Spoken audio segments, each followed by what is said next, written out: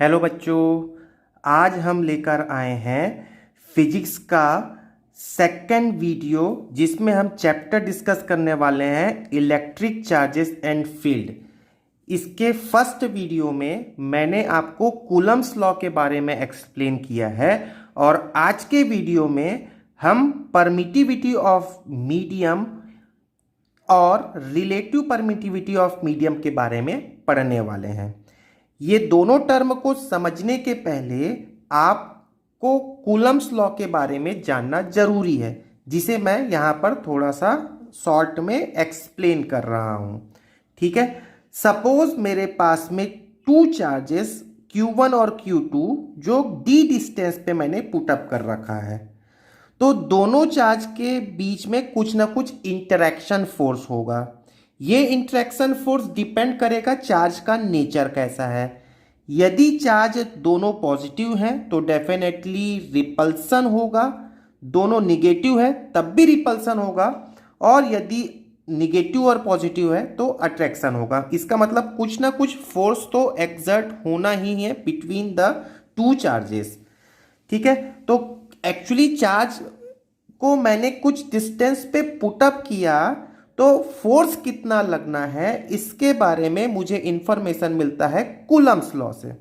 तो Coulomb's law के according force acting between the two charges is directly proportional to product of this two charge.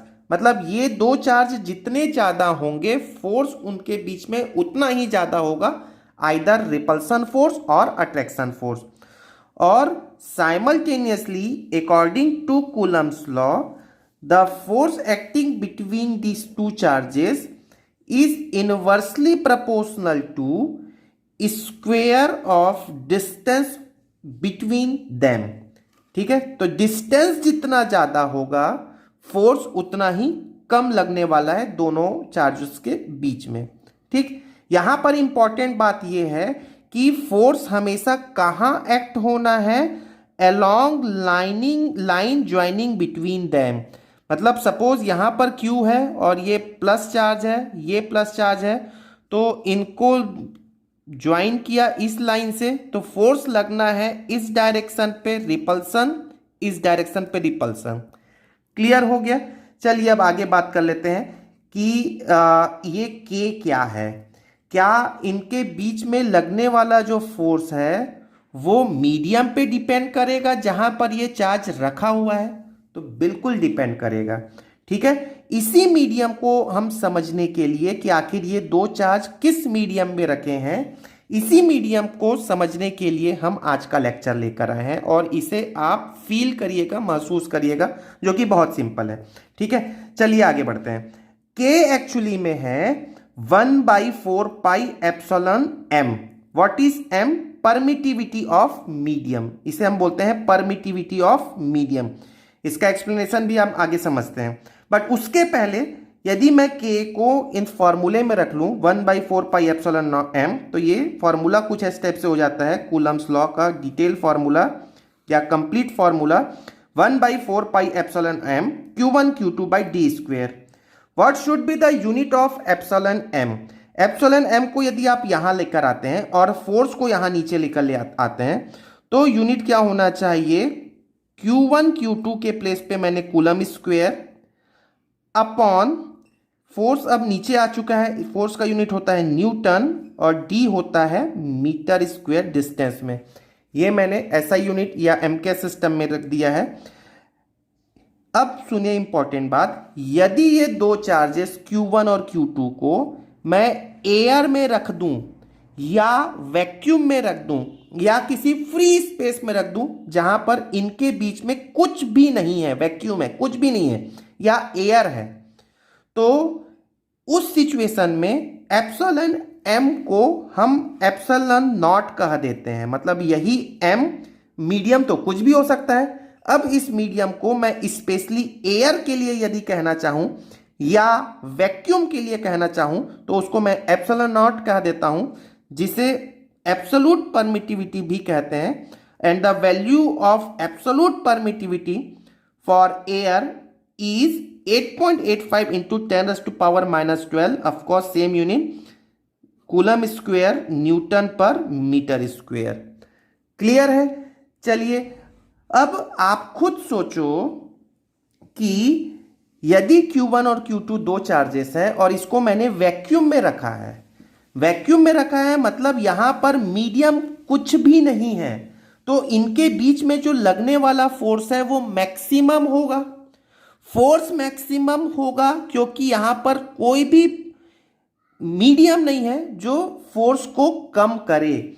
इसीलिए जो epsilon not की जो value, ये जो हमने एयर या वैक्यूम के लिए लिख रखा है, ये मीडियम या एयर की के लिए एप्सिलॉन नॉट की वैल्यू सबसे छोटी वैल्यू है।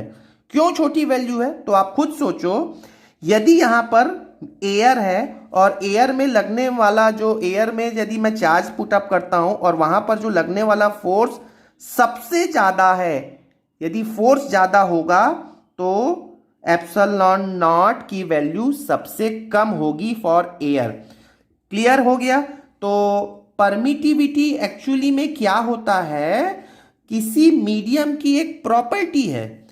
क्या प्रॉपर्टी है? कि ये जो जिस मीडियम में भी वो दो चार्जेस रखे हुए हैं, वो मीडियम उन चार्जेस के बीच में लगने वाले फोर्स को कितना इफेक्ट करता है। यदि यहां पर मीडियम एयर है तो फोर्स मैक्सिमम लगेगा। ठीक है, तो इसको और डिटेल समझने के लिए चलिए एक नेक्स्ट एग्जांपल देखते हैं। सपोज मेरे पास में दो चार्ज Q1 और Q2 है, जिसे d डिस्टेंस पे मैंने एयर पे पुटअप कर रखा है, और यही दो चार्ज Q1 और Q2 मैंने d डिस्टेंस पे किसी ऑयल पे रख रखा है। ठीक है, तो और इनके बीच में जो लगने वाला फोर्स है वो सपोज FO है। तो FA एयर में लगने वाला फोर्स, FO ऑयल में लगने वाला फोर्स। तो क्या आप बता सकते हैं कि FA और FO में कौन सी वैल्यू बड़ी है? तो डेफिनेटली एयर में लगने वाला फोर्स ज्यादा है, क्योंकि ऑयल इस दोनों चार्ज के बीच में लगने वाले फोर्स को कम कर देगा। ठीक है, चलिए अब यहां पर देखते हैं, ये FA के लिए यदि मैं एक्सप्रेशन फाइंड आउट करूं तो क्या होना चाहिए, 1/4 पाई एप्सिलॉन नॉट, एयर है इसलिए एप्सिलॉन नॉट, क्या लिख लिया, Q1 Q2 by d square. और simultaneously what should be the expression for FO, oil में लगने वाला फोर्स, 1/4 पाई एप्सिलॉन O, या एप्सिलॉन मीडियम, कोई भी मीडियम है ये। ठीक है, Q1 Q2 by d square. ये मेरा इक्वेशन 1 है, ये इक्वेशन 2 है। सपोज इक्वेशन 1 और 2 को मैं डिवाइड कर दूं, मतलब दोनों फोर्स को मैं यदि रिलेट कर दूं, तो मैं ये कह सकता हूं कि F of A upon F of O is equal to, ये आप खुद से डिवाइड करें तो फाइनली मेरे पास जो आएगा वो है एप्सिलॉन M, या इसी को O लिख लेते हैं, epsilon O upon epsilon not. Okay, यहां पर दोनों का ये नॉट मतलब एयर है और ये नॉट मतलब ऑयल, तो यहां पे OIL लिख लेते हैं, ऑयल, तो आपको क्लियर हो जाएगा OIL ऑयल। ठीक है, तो एप्सिलॉन ऑयल और अपॉन एप्सिलॉन O एक्चुअली ये होगा। ठीक है, और इसी रेशियो को मैंने अब एक नया नाम दे दिया, ये होता है एप्सिलॉन R। इसी को हमने क्या कहा है, रिलेटिव, मतलब मैंने अब रिलेट कर दिया। रिलेट करने के लिए मुझे डिवाइड करना होता है, तो it is called relative permittivity of medium. तो आपको इसका डेफिनेशन तो मैं बता ही रहा हूं, बट फील कैसे करें इसको, आप इसे समझें। चलिए अब यहीं इसी एग्जांपल को देखते हैं। चलो सुनो, ध्यान से सुनोगे। सपोज Q1 Q2 को मैंने जब एयर में रखा तो यहां पर फोर्स कुछ लग रहा है, सपोज यहां पर लग रहा है, सपोज 5 न्यूटन का लग रहा है। ठीक है, और 5 न्यूटन का लग रहा है, और यही चार्ज मैंने ऑयल पे पुट अप कर दिया तो ये फोर्स लग रहा है सपोज 2.5 न्यूटन का, उतने ही डिस्टेंस पे। तो इसका मतलब यहां पर फोर्स हो गया आधा, ठीक है, फोर्स आधा हो गया, 1/2 हो गया है। तो ये जो 2 है, इसी 2 को हमने क्या कहा है, रिलेटिव परमिटिविटी। रिलेटिव परमिटिविटी, या आप इसको ऐसा समझे, यदि किसी मीडियम की रिलेटिव परमिटिविटी, एक और एग्जांपल समझना है ध्यान से, यदि किसी मीडियम की रिलेटिव परमिटिविटी सपोज 5 है, तो इस 5 का मीनिंग क्या है? इस 5 का मीनिंग ये है कि उस मीडियम में चार्जेस को रखने पर उनके बीच में लगने वाला जो फोर्स है वो एयर में लगने वाले फोर्स से 5 टाइम्स कम है। या आप इसको ऐसा भी समझ सकते हो, यदि किसी मीडियम की रिलेटिव परमिटिविटी 5 है, इसका मतलब उस मीडियम में दो चार्जेस के बीच में लगने वाला जो भी फोर्स है, और एयर में रखने पर उन्हीं चार्ज को एयर में मैं रख दूं तो एयर में 5 गुना ज्यादा फोर्स लगेगा। ठीक है, बहुत सिंपल ये हो गया। अब आते हैं रिलेटिव परमिटिविटी के डेफिनेशन पे, जो मैंने यहां लिख रखा है। Relative permittivity of medium is defined as the ratio of electrostatic force. ये फोर्स का एक रेशियो है बिटवीन टू चार्जेस, दो चार्ज के बीच में लगने वाला, प्लेस्ड, उसको मैंने पुटअप किया है इन वैक्यूम या एयर या फ्री स्पेस में, to the electrostatic force between them, उन्हीं चार्ज के बीच में लगने वाला फोर्स, बट उसको मैंने कहां पर पुटअप किया? सेम डिस्टेंस पे किसी मीडियम में। ये मैंने हिंदी में भी एक्सप्लेन कर दिया, और आप डिटेल एक बार फिर से पढ़ लें। Relative permittivity of medium is defined as the ratio electrostatic force between the two charges placed in vacuum, air और free space, to the electrostatic force between them placed in the same distance in medium. ठीक है, तो epsilon r is equal to F of air divided by F of medium, या आप इसे ऐसा भी बोल सकते हैं, epsilon r is equal to epsilon M upon epsilon naught. ठीक है, epsilon naught for air, epsilon M any medium. Clear हो गया बात? ठीक है, रिलेटिव परमिटिविटी की वैल्यू जो होती है ये हमेशा एक से बड़ी होगी क्या? बिल्कुल होगी। क्यों? क्योंकि एप्सिलॉन नॉट की वैल्यू सबसे छोटी होती है फॉर एयर, और किसी भी मीडियम में एप्सिलॉन एम की वैल्यू एयर से बड़ी ही होगी। ठीक है, चलिए अब एक एग्जाम्पल के साथ में, हमने एग्जाम्पल भी समझ लिया, अब एक इंपॉर्टेंट क्वेश्चन कर लेते हैं। ठीक है, चलिए क्वेश्चन, मैंने बहुत सिंपल क्वेश्चन पहले ही मैंने बोल दिया। सपोज मेरे पास में टू चार्जेस हैं Q1 और Q2, और ये है d डिस्टेंस पे मैंने पुटअप कर दिया है और एयर पे। ठीक है, ये क्वेश्चन है, और सेम चार्ज Q1 और Q2 को मैंने d डिस्टेंस पे किसी मीडियम में पुटअप कर रखा है। यहां पर लगने वाला फोर्स है Fa, यहां लगने वाला फोर्स है Fm। ठीक है, मैं ये कहता हूं कि जो Fm है वो F 1 से 6 टाइम्स कम है। तो क्या आप यहां पर रिलेटिव परमिटिविटी ऑफ मीडियम बता सकते हो? तो बहुत ही सिंपल हो गया, रिलेटिव परमिटिविटी ऑफ मीडियम कितना हो गया? 6। क्यों 6 हो गया? क्योंकि यहां पर एयर में लगने वाले फोर्स का 6 टाइम्स कम हो रहा है मीडियम में लगने वाला फोर्स। चलिए नेक्स्ट क्वेश्चन करते हैं, एक अच्छा क्वेश्चन और भी करते हैं, तो आपको और क्लियर समझ में आ जाएगा कि एक्चुअली में रिलेटिव परमिटिविटी क्या है, और इसे आप फील करने की कोशिश करें, महसूस करें कि एक्चुअली क्या होता है। ठीक है, चलिए अब ध्यान से देखेंगे। मैंने यहां पर दो चार्जेस रखा है Q1 और Q2। कितने डिस्टेंस पे रखा? d डिस्टेंस पे एयर पे पुटअप कर लिया। इसमें जो लगने वाला फोर्स है उसे मैंने कह दिया Fa। क्लियर है? Now same two charges I kept in any medium, suppose किसी ऑयल पे मैंने पुटअप कर रखा है Q1 और Q2 को, और इनके बीच के डिस्टेंस को मैंने d/2 कर दिया। मतलब डिस्टेंस को मैंने क्या कर लिया है? हाफ कर रखा है। तो इनके बीच में जो लगने वाला फोर्स है ऑयल, ये जो फोर्स है वो एयर में लगने वाले फोर्स का हाफ हो जाता है। तो आपको मीडियम की रिलेटिव परमिटिविटी बतानी है।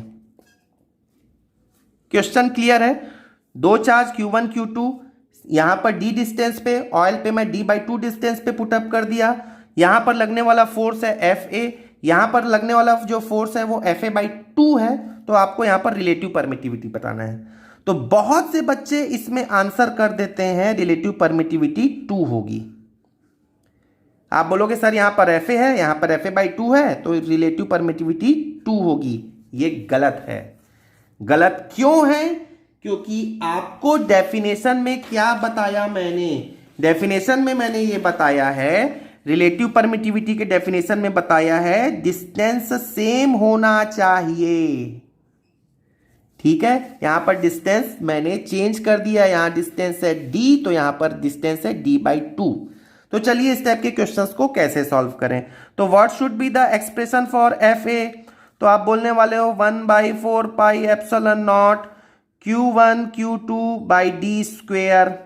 What should be the expression of F oil? तो आप बोलोगे 1/4 पाई एप्सिलॉन नॉट, ऑयल लिख लेते हैं, epsilon oil Q1 Q2 by, अब यहां हो जाएगा d/2 का स्क्वेयर।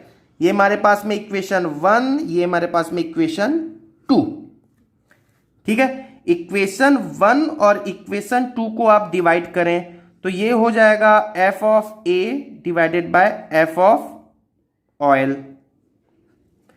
यहां मैं डिवाइड करता हूं, देखिए 1/4 pi epsilon not Q1 Q2 by D square, और यहां हो जाएगा 1/4 पाई एप्सिलॉन ऑयल लिख लेते हैं Q1 Q2 by D square, और ये जो 2 है, 2 का स्क्वायर 4 जो है ये ऊपर आ जाएगा। तो यदि मैं डिवाइड करता हूं तो ये सारे टर्म कैंसिल हो जाएंगे, 4 पाई कैंसिल हो गए। तो F of A over F of oil is equal to epsilon oil upon epsilon naught, और ये 4 नीचे रह जाएगा। ठीक है क्या? F of A upon F of O, F of O oil यहां पर गिवन है Fa/2, तो यहां पर मैं क्या लिख सकता हूं, Fa अपॉन Fa/2, 2 पलट कर मैं ऊपर लिख देता हूं directly, equal to epsilon oil upon epsilon naught into 4। और यदि मैं 4 को इधर ले जाता हूं तो epsilon oil upon epsilon O, ये कितना होगा, 4 2 जा 8, और एप्सिलॉन ऑयल, ऑयल मतलब मीडियम, अपॉन एप्सिलॉन O, यही तो एप्सिलॉन R है। मतलब इस केस में रिलेटिव परमिटिविटी कितनी हो गई, 8। समझ में आया? तो मैं जस्ट एक बार लास्ट में बोल देता हूं, रिलेटिव परमिटिविटी बहुत सिंपल है। बस आपको ये फील करना है कि दो चार्जेस के बीच में लगने वाला जो फोर्स है वो एयर में कम होगा और किसी ना किसी मीडियम में ज्यादा होगा। ठीक है, सॉरी जस्ट अपोजिट बोल दिया मैंने, एयर में ज्यादा होगा और मीडियम में कम होगा। कितने टाइम्स एयर में ज्यादा फोर्स लगना है उसको ही हम उस मीडियम की रिलेटिव परमिटिविटी कहते हैं। तो उम्मीद करता हूं आपको लेक्चर पसंद आया होगा, और यदि पसंद आया होगा और चैनल में आप नए हैं तो आप मेरे वीडियो को, केमिस्ट्री वाला गुरु को सब्सक्राइब करें और बेल आइकॉन दबा दें, ताकि आपको मेरे नेक्स्ट वीडियो का नोटिफिकेशन टाइमली मिलता रहे। नेक्स्ट वीडियो में हम इलेक्ट्रिक फील्ड के बारे में जानने वाले हैं। Thank you very much.